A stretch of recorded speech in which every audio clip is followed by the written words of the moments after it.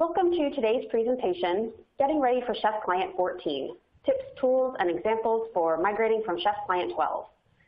Let's go ahead and get started. Julian, why don't you kick us off by telling our audience a bit more about yourself and what we'll be covering here today. Great. Thanks very much, Jamie. Thank you very much for the introduction. So my name is Julian Dunn. I'm Director of Product Marketing here at Chef. I've been at the company for about 5 years in a variety of roles, customer-facing, product management, and now working in product marketing. And my Twitter handle is Julian_Dunn. And I'm joined today by John Snow, who works on the customer engineering team. And his Twitter handle is Lunatic Scripter, and he'll be walking through the demo portion of the webinar with tools and examples of how to use them. So what we're going to cover today is we're going to talk a little bit about the schedule for Chef 14, how it came about, what are the previous versions of Chef and when they landed, and talk about why we're on a yearly release cadence for Chef now. We're going to talk a little bit about some of what's upcoming in Chef 14, but mostly we're going to leave the information about Chef 14 for a later webinar, which I encourage you to sign up for at chef.io/webinars. And that's going to be happening around the time when we actually release Chef 14. Then we're going to hand it over to John, and John's going to talk about how you can test and look at your existing cookbooks and get them up to speed with the current version of the language that is going to be shipping in Chef 14. How do you detect and remediate some of the deprecated language features in those cookbooks using the tooling that we provide in the ChefDK? Then we're going to talk about how to use better syntax for extending Chef. Previously, you used a style called an LWRP to extend Chef, and we want to talk about why you should use and convert those LWRPs over to custom resources for readability and better maintenance of code and how you can go about doing that. Then we're going to wrap up, and I know there's probably going to be a lot of questions because we have a lot of folks on the line on today's webinar. And we'll be able to answer some questions about any of the topics we covered today, as well as any help you need migrating off older versions of Chef Client. So, as you can see in this timetable, Chef 14 and ChefDK 3, by the way, at the same time, is going to be released on or about April 2nd, 2018. That's in less than about a month. And if you look back at the history of Chef, I mean, the history of Chef goes back a lot longer than this, but in 2017, Chef switched to a yearly release cadence, and this was something that was decided by the community through the RFC, or Request for Comments process. And RFC 86, which was ratified in March of 2017, stated that we would try to keep all breaking changes to a yearly cadence, and we would do a major version release of Chef at every point in time. Now, this also meant that Chef 14 is the first version of Chef in which we're going to be doing a major deprecation cycle, a major end-of-life cycle around an older version of Chef, which is Chef 12. And as you can kind of see, Chef 12 dates back almost 4 years at this point, 3.5 years, to December 2014 when it was released. So obviously in those 3.5 years, there have been a lot of changes and a lot of improvements to Chef in terms of its performance, in terms of its features. And so now is the right time for us to have our customers migrate off that old version of Chef and onto newer versions so that you can get those newer features. Now, of course, as I mentioned before, ChefDK 3, which is going to be released in April, is also not only going to include Chef 14, but also many, many improvements to the developer tooling that we've developed again over the last few years in Test Kitchen and Foodcritic and ChefSpec and so on and so forth, improving a lot of our Windows support, for example. So that's another great reason for you to keep up to date on your ChefDK, which is the tool that sits on your workstation to help you develop cookbooks and interact with the Chef ecosystem. As I mentioned before, this release cadence is something that's driven by the community. We needed a way to be able to, in the community, have a focus point at which to make major breaking changes and to have a good schedule for how to do that and to let customers know when that was going to happen. So, as I mentioned before, RFC 86 is where we talk about is where we ratified this new major releases on a yearly basis. And again, the major release points are where Chef can make breaking changes about the language, about tooling, about things like OHI plugins that we can turn on and off, or different the syntax in those OHI plugins. So those are the types of things that we want to have some care when we're upgrading to between those major versions. As I mentioned before, Chef Client 12 at this time is going to be end of life at the end of April. And if you haven't had a chance to look at if you haven't had a chance to look at our end of life page for some resources, frequently asked questions about this, that's at chef.io/EOL-chef12 and ChefDK1. And all these links in here, don't worry about writing them down. As Jamie mentioned before, there's a resources tab within your webinar client. That's where all these links that I mentioned are posted, and of course they'll be attached to the webinar recording as you see. That'll be posted within the next day or so. So why upgrade Chef Client and ChefDK? I touched on a few of those reasons before, but in addition to, of course, the end of life of the older versions, and catching up on a lot of the bug fixes, of course, if you're running older versions of Chef, then potentially you're running into bugs that we've already fixed in newer versions of Chef. So that's a good reason why you want to keep reasonably up to date on your Chef client.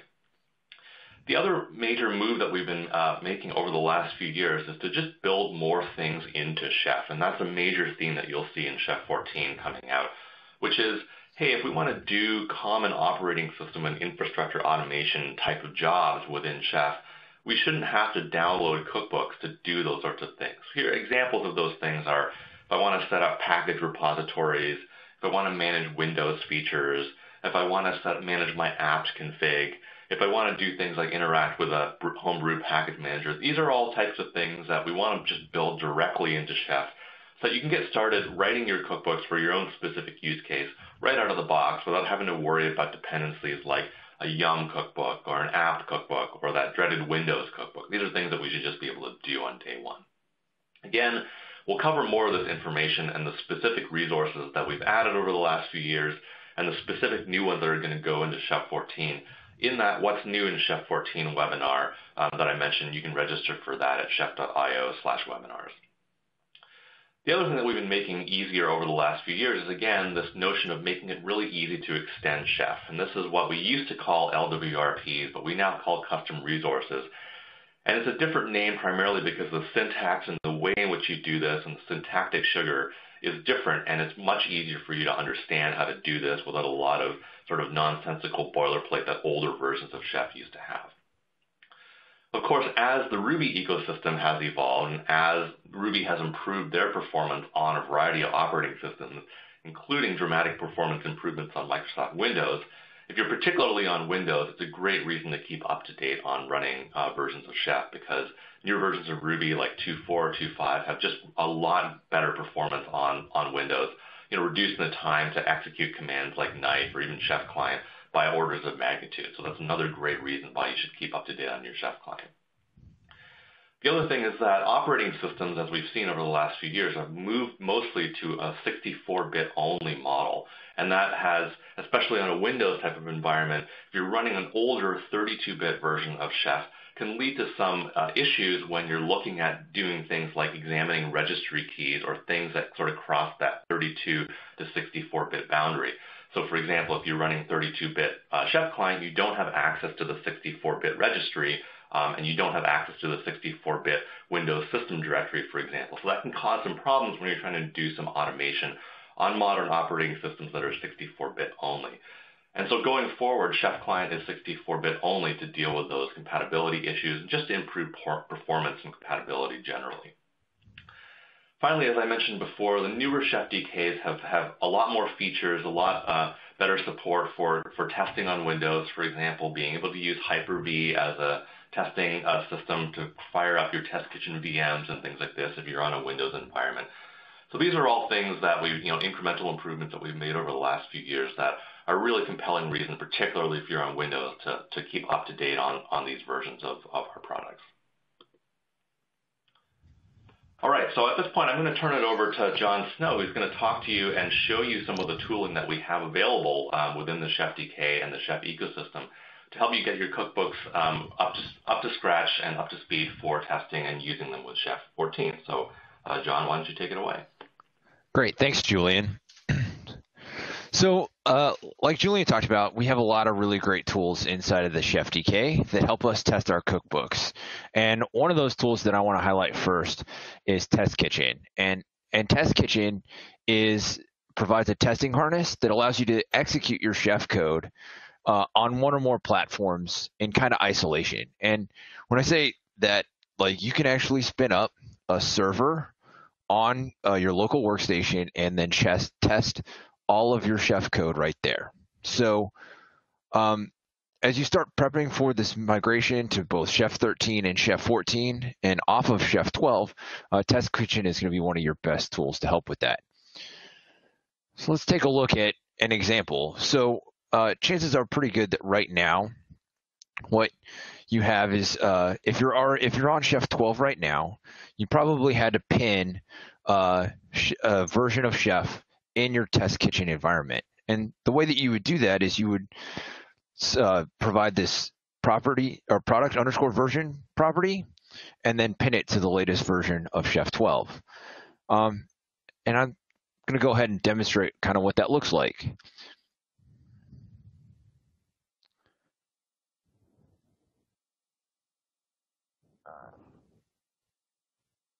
And as my screen comes up, let's talk a little bit about what I'm going to be showing. So right now what I have is I have a custom cookbook that does an Apache install and sets up a first site. And it's a very simple cookbook. This is the same cookbook that I've as what you would find on the Learn Chef IO for keeping and maintaining your cookbooks. And you can see that in my kitchen file, what I've done is I've set product underscore version to be 12.22.1. And this is just a version of the latest version of the Chef 12 client. And what'll happen is when I run Kitchen Converge, what you'll see is it will have downloaded the Chef 12 client. And even though that Chef 13 would be the latest Chef version that's out there, I can actually use this older version of Chef. So why would I want to do that? So one of the biggest reasons why I want to do that is because, as many of you probably know, with Chef 13, there were a lot of deprecations. And so I'm testing my cookbook to see what deprecations are available and what the issues are. And so you can see that we have these nice deprecation warnings. And so at the very end of my kitchen run, even though everything was successful and my cookbook worked, I can see that I'm actually doing some things that are not okay. So, and would not be okay in Chef 13. So one of the first ones is that I'm actually accessing node attributes using method access instead of the bracket syntax access, okay? And it actually gives me a clearly shows the 3 places in my cookbook that I'm doing that, okay? We also see that I'm using a cloned resource. So I actually have a package resource that installs these 2 packages, but right now it looks like those resources are exactly identical, both because the name is the same. And so that's also something that we'll talk about here in a minute. And then lastly, the last deprecation that I'm using in this cookbook is I'm using a deprecated meta property, which is the supports meta property. And I'm actually doing that in 2 places. And so we're going to look at that here in a minute. But you can see quickly by basically running Test Kitchen, I can quickly see what deprecated features I'm using in my cookbook and then start working towards fixing those.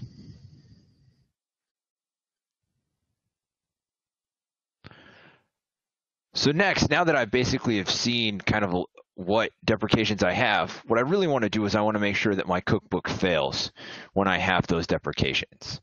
And so again, in Test Kitchen, in my kitchen file, I can just add this simple line, deprecations as errors true. And when I add this, now what will happen is in those 3 instances where I have a deprecation, instead of it just moving on and the cookbook working fine, it'll actually fail and give me more information. So let's take a look at that.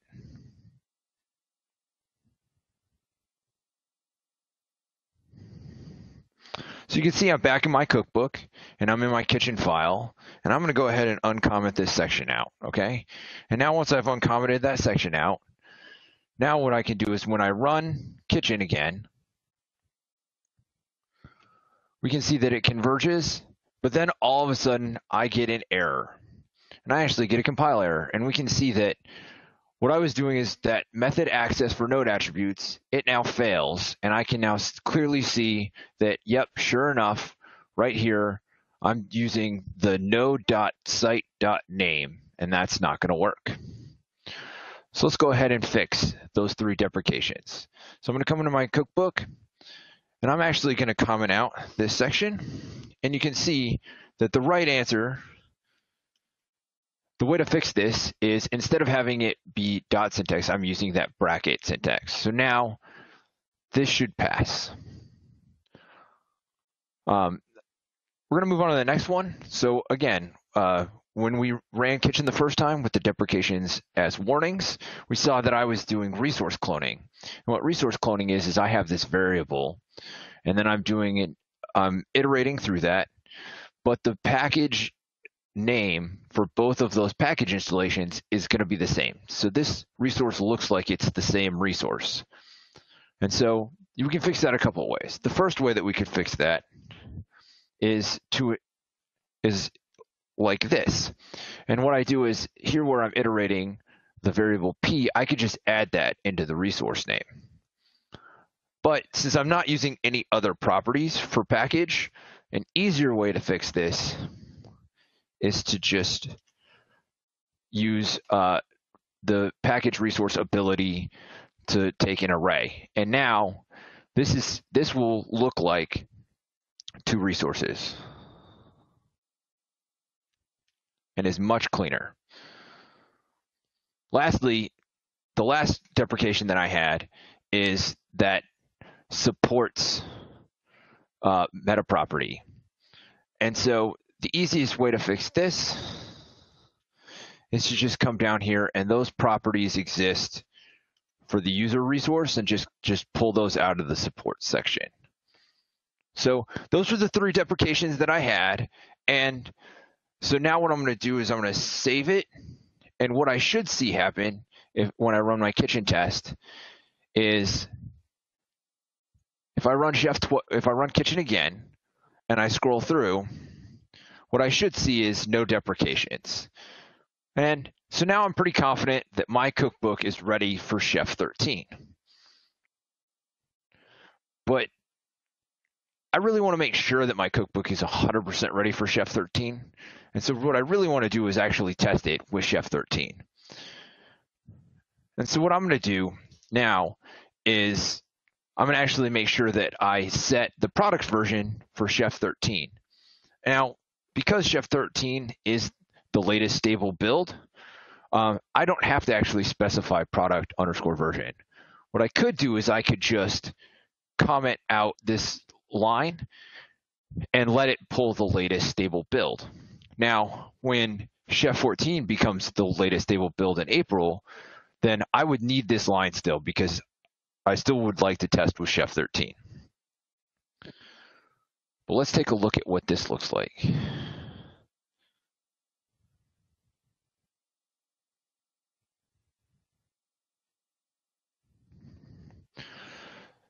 So what I'm going to do is I'm going to go back to my kitchen file, and I'm actually going to set this to Chef 13.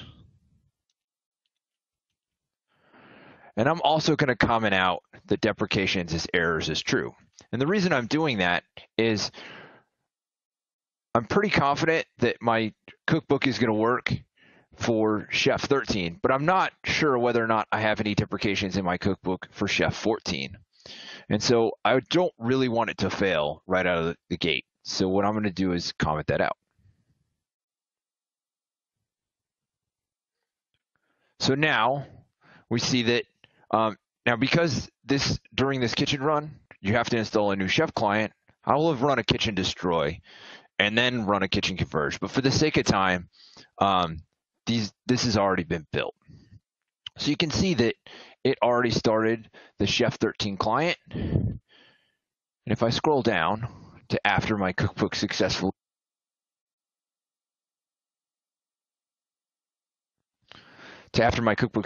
installs, you can see that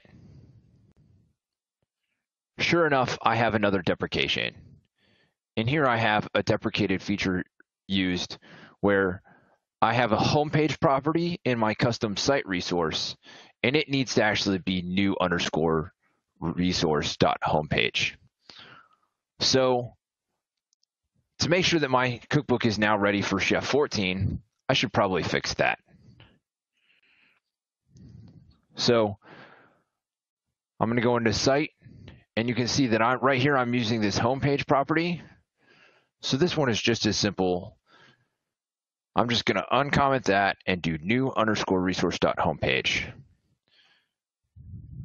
And now, when I rerun my Chef client, we can see that, again, I have no deprecations. Everything is great. And now I'm really confident that this cookbook is going to be ready for Chef 14. Now, as we get closer to April, the chances are that there will be new builds of Chef 14 that are available in the current channel. While we don't recommend that you run those in production, it's okay for you to test those. And so the way that you can test those is in your kitchen file, you can actually just set the channel to current. And what that will do is that'll allow you to run the current version of Chef out there. Now, there may be bugs in this, so do use this with caution. This is really just for testing to make sure that your cookbook works with Chef 14. And as you can see, I've done that here, and I rebuilt it, and there you can see that the Chef Client 14 is installed, and here is my cookbook, passing all the resources with Chef 14.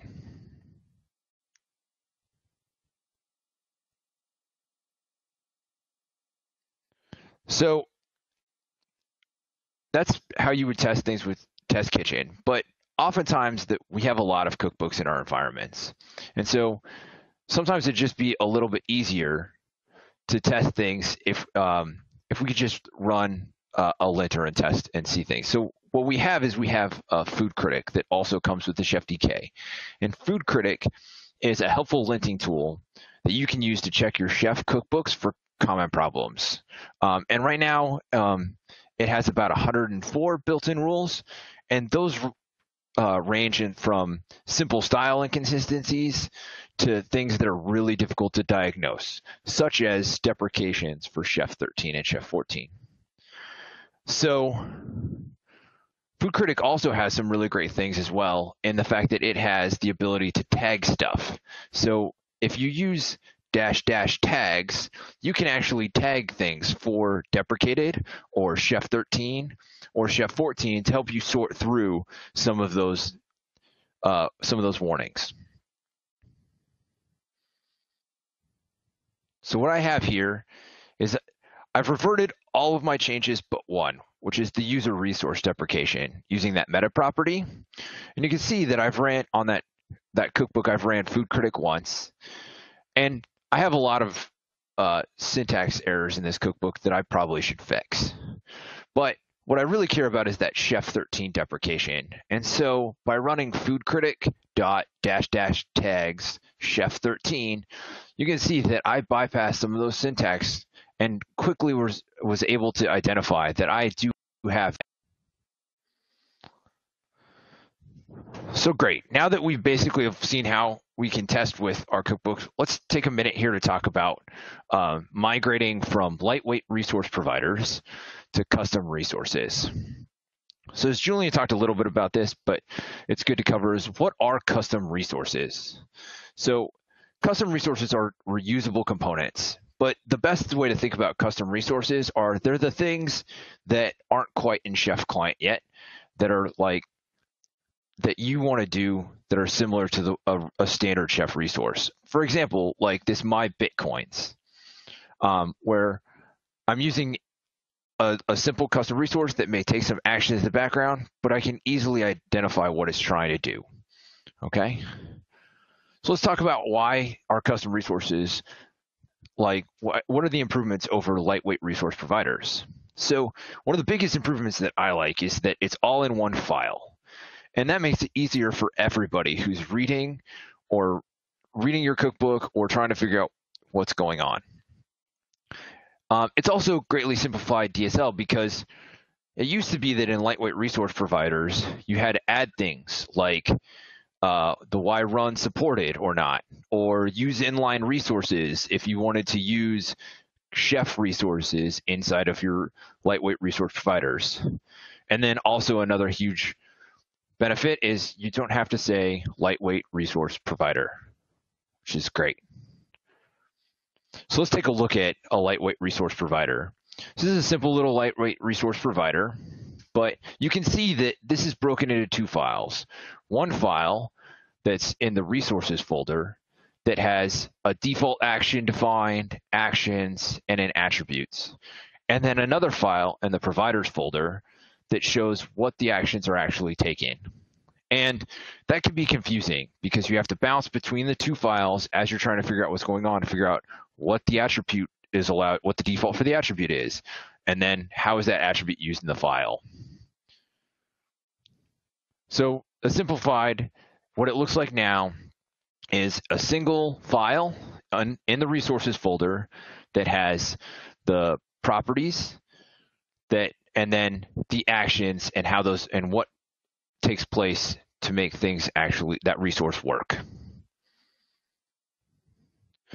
So we've kind of covered a lot of things. We've covered Test Kitchen, we've covered Foodcritic, and we've covered a little bit about lightweight resource providers versus custom resources.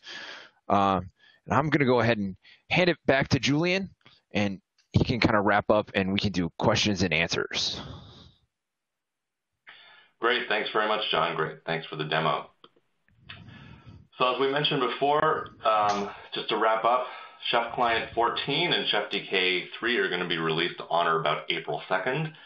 And at the end of April, on April 30th, Chef 12 and ChefDK 1 are going to be end of life. Just a couple of common questions that we get asked.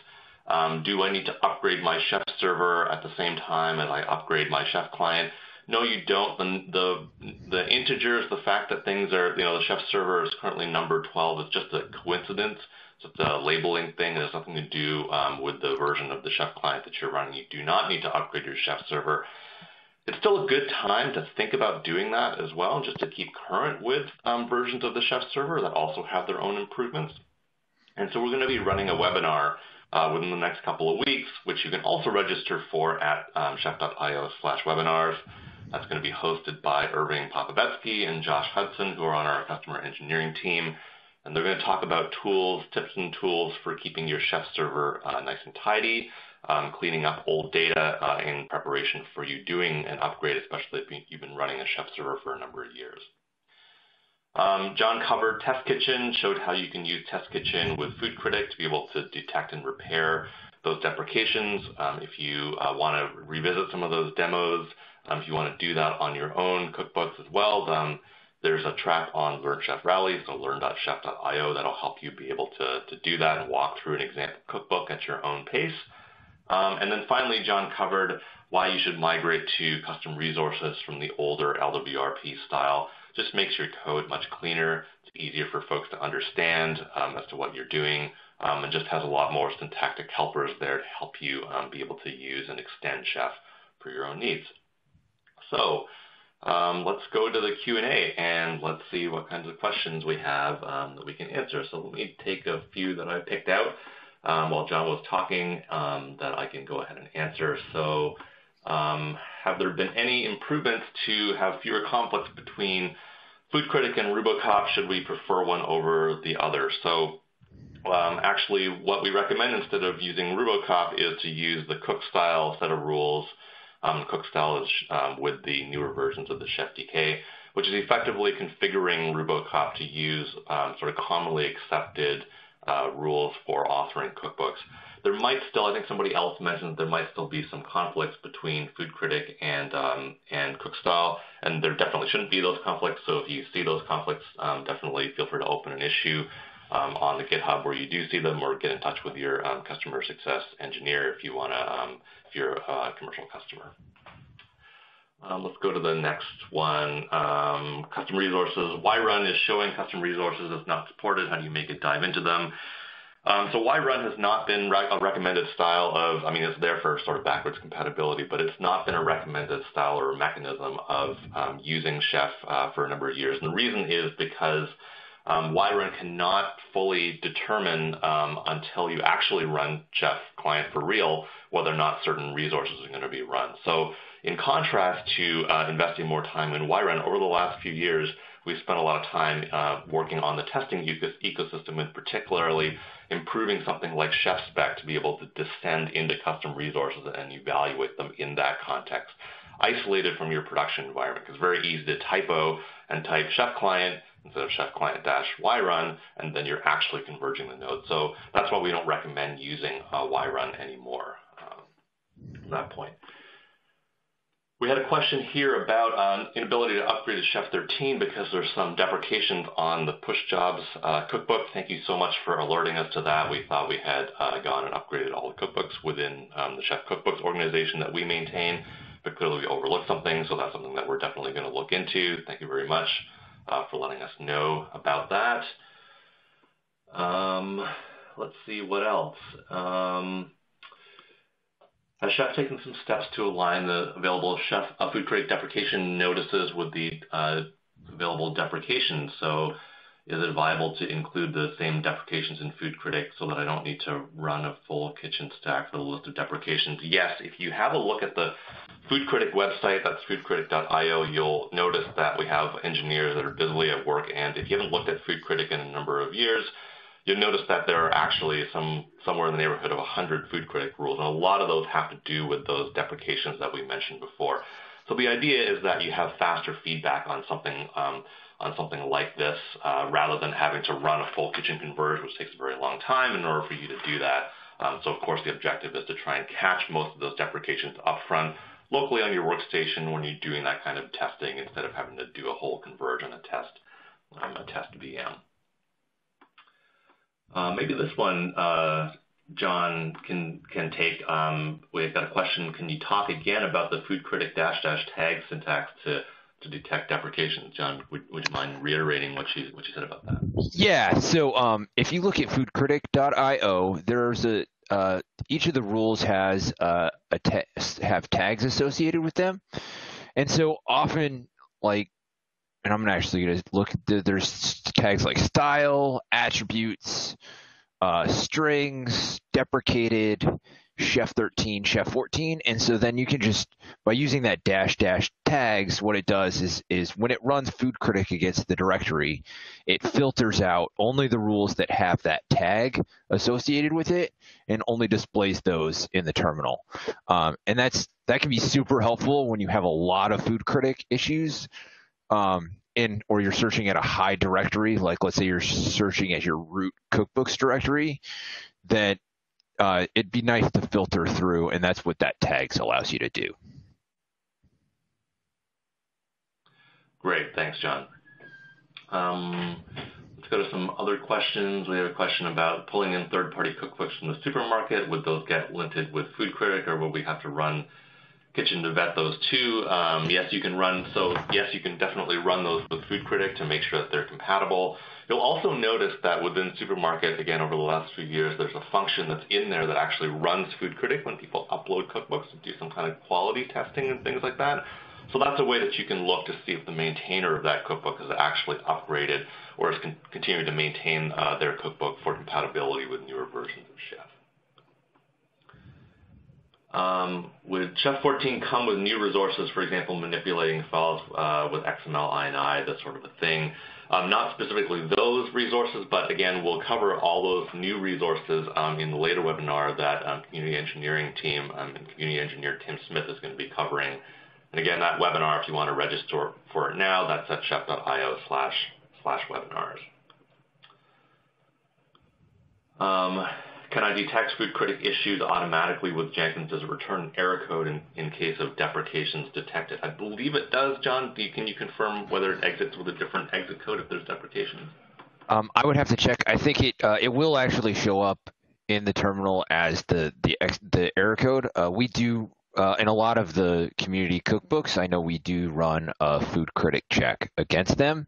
So I think it would be supported or help. Okay. Great. I know I answered an earlier question privately, and the question was something to the effect of, can I run Chef Client with a flag that allows me to raise deprecations as errors? And yes, you can. It's a little bit of an obtuse or a little bit of lengthy syntax, which is why Test Kitchen orchestrates all that for you. But basically, if you run Chef Client with the -- config option flag, you can basically pass the option treat deprecation warnings as errors equals true. You can pass that to Chef Client. That's also an option that you can put directly in your Chef Client RB. So if that's something that you want to run on an ongoing basis in sort of pre-production or even your production environment to actually raise those deprecations as errors, that's something that you can definitely do. So have a look at our documentation site for that information. Okay, I think I answered the conflicts between Foodcritic and RuboCop type of thing. Let's see. We have a question about when you say the end of life for Chef 12 and ChefDK 1, does it mean that there's no more support? Yes, that means that there's no more support. There won't be any more security fixes for those older versions as of April 30th. So if you have some questions or concerns, we definitely encourage you to have that discussion with your customer success manager, and we can address those issues offline with you on an account-by-account basis. Let's see. Do we have a ServiceNow integration with Chef 14? Not as part of the open source project. That's something that our engineering team is definitely working on, and we'll have more to say on that in a couple of months. Just pay attention to some announcements from Chef on that point. Let's see.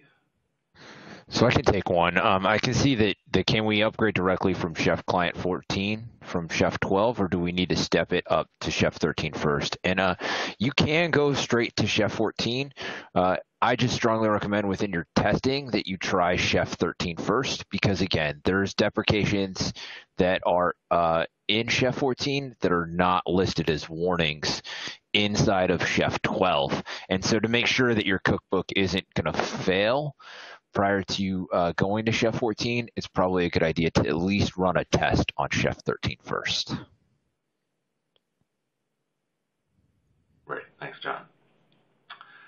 Let's see. Will Chef Client 12 also show the deprecations for 14, or do you need to use Chef 13 to view the deprecations for 14? John, do you think you could answer that one? Sorry, say that one again. It says, will Chef Client 12 also show the deprecations for Chef Client 14, or do you need to use Chef Client 13 to see deprecations for 14? Yes. So Chef 12 will not show deprecations for Chef 14. It will only show the deprecations for Chef 13. So yes, you need to at least run Chef 13 to see the deprecation warnings. Great. Got a question here about do you recommend upgrading existing Chef 12 servers to Chef 14 or build new Chef 14 servers? So again, there is no Chef 14 server component, as I mentioned before. The current version of the server component is still numbered 12. I know the numbering is a little bit confusing. That's just a coincidence. But yes, you do not need to upgrade your Chef server in order to take advantage of the new client features. Although we do recommend, of course, just as with all software products, keeping current on versions of the server. A question about, is the LWRP syntax removed in 14, or is converting to custom resources just a good idea? John, do you think you could answer that? Yeah, I do not believe the LWRP syntax is removed in 14, but yeah, absolutely. Custom resources are just easier for yourself to write as well as to read and understand, and so I strongly recommend custom resources over the LWRPs. Great. Thanks, John. Any idea when Chef Server 13 or 14 will make it to AWS OpsWorks with Chef Automate? Again, there's no Chef Server 13 or 14, so OpsWorks will upgrade, of course, their internal Chef Server 12 on their own release cadence. But again, just to clarify, there's no Server 13 or 14. This is just a client version. Okay. What inspect version is going to ship with ChefDK 3? Yes, of course, you noticed the recent Inspect 2.0 release. Some of that new Inspect 2 is not in the current versions of ChefDK yet. Yes, the intention is that ChefDK 3 is going to ship with Inspect 2. So you have all access to all those good cloud resource testing things that we announced in Inspect 2. Again, there's no Chef Server 13, some more questions around that. We answered this one around LWRPs are not being deprecated, just a better style to write things as custom resources. Let's see.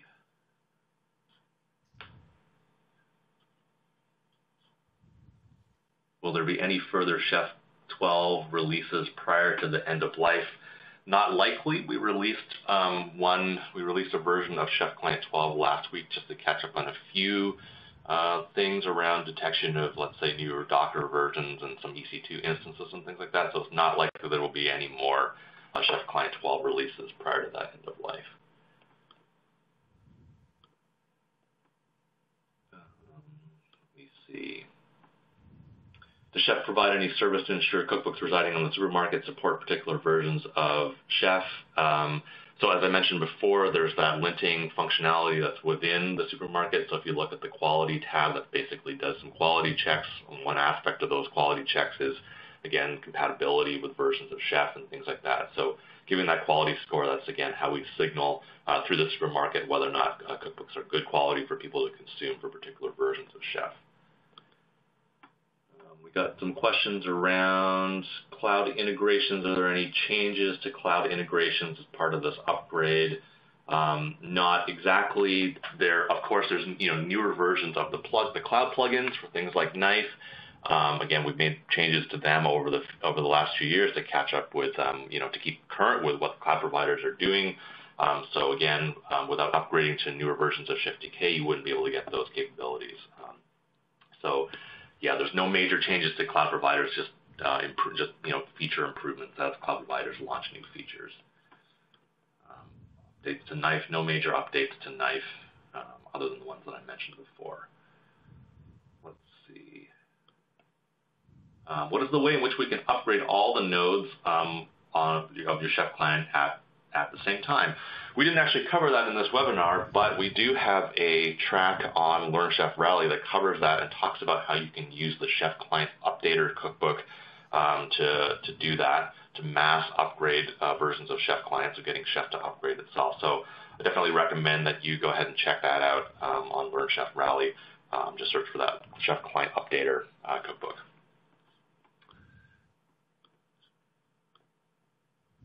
Okay.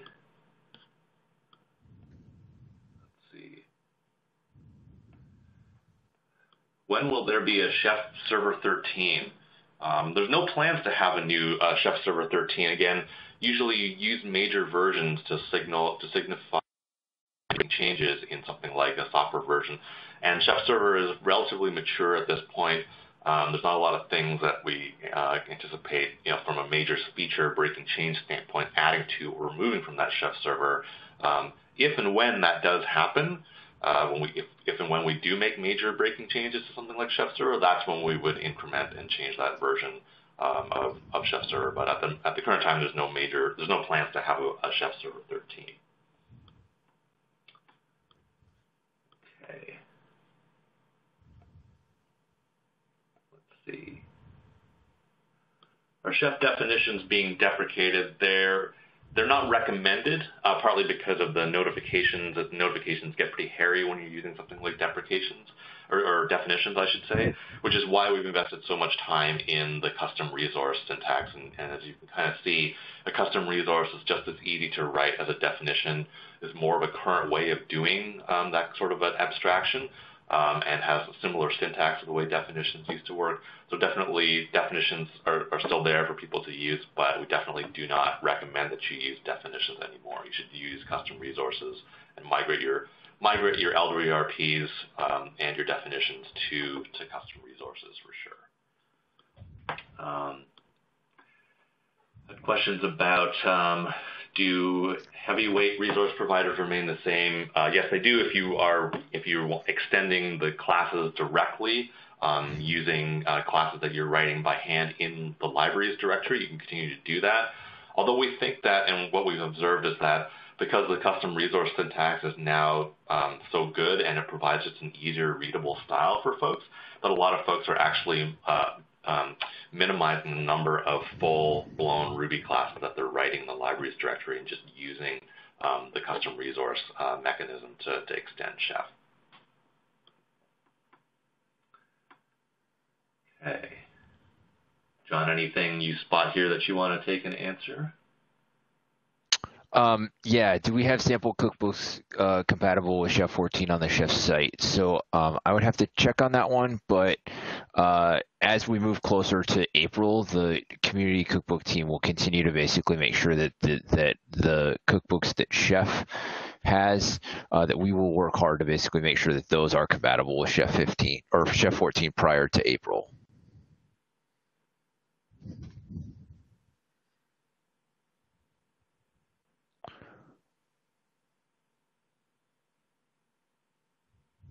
Great.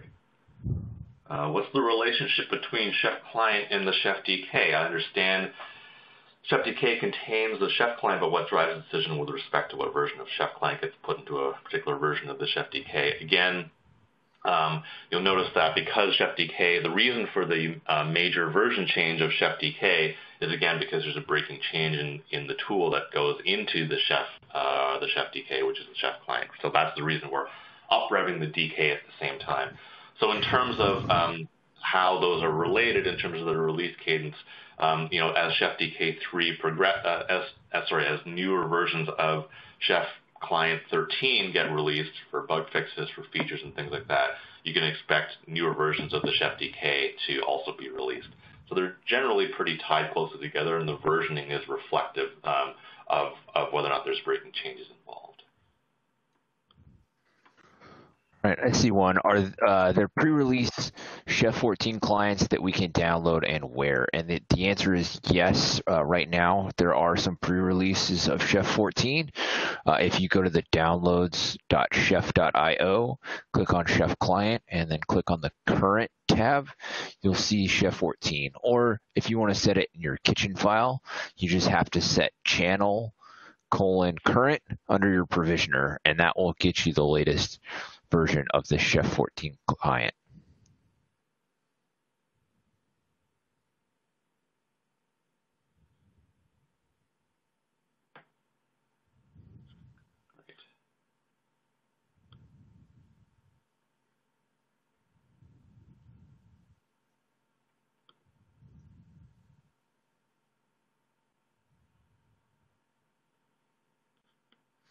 So I have one. Where is the version of the Chef client coming from when I set a specific version with the product_version in the kitchen.yaml file? And where it's coming from is it's coming from downloads.chef.io. If you don't set channel to current, it'll pull it from channel stable.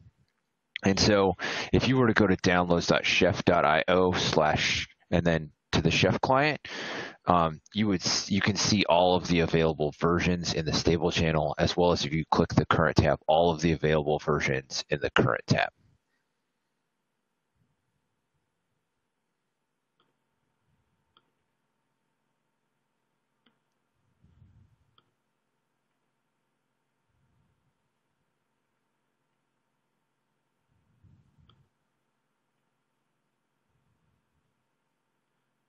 Okay, I'm just kind of taking one last pass of the questions that we think we can answer within the last few minutes here.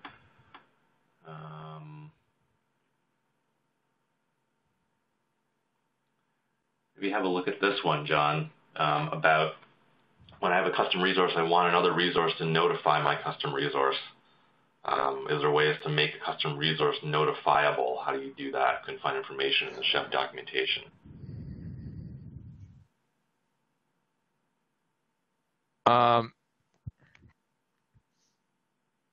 So the notifies, I think the notifies should work the same. I'd have to look at it'd have to be the use case, because with a custom resource, when you think of writing a custom resource, you're using that to be used by a wrapper cookbook or in your recipes of that cookbook itself. And so the notifies and the subscribes options work the same for those resources. Yeah, a custom resource is just a first-class resource. It becomes a first-class resource in Chef, so notifications should just work as per normal.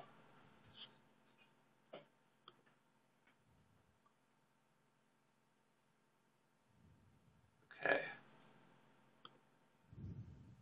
I think those are all the questions that I think we can answer in this time that aren't sort of like very in-depth and require a lot of explanation. So I think maybe we'll just wrap it up there, Jamie, and hand it back to you. That's great. Thank you so much, Julian and John. One last thing that I would like to share with our audience before we close out is that ChefConf 2018 is coming up in May, and we invite you to join us in Chicago the 22nd through the 25th to continue this conversation and work with chef experts and community members. We'd also like to thank our audience for your live participation today. For those of you that submitted questions that we didn't have time to answer, we'll try and follow up with you via email and address those in the next week or so on our Chef blog, where we'll recap everything we covered here today. As a reminder, a copy of today's slide deck and additional help materials are available in the resource list widget at the bottom of your screen. We encourage you to download the slide deck and bookmark any links that you might find useful. We, of course, hope you found value in the information that John and Julian presented today. If you like what you saw, we encourage you to share the recorded presentation with your teammates and professional networks. The on-demand version should be available by tomorrow, and we'll email you as soon as it's ready, along with a discount code to register for ChefConf. Thanks again for your time, and have a wonderful day.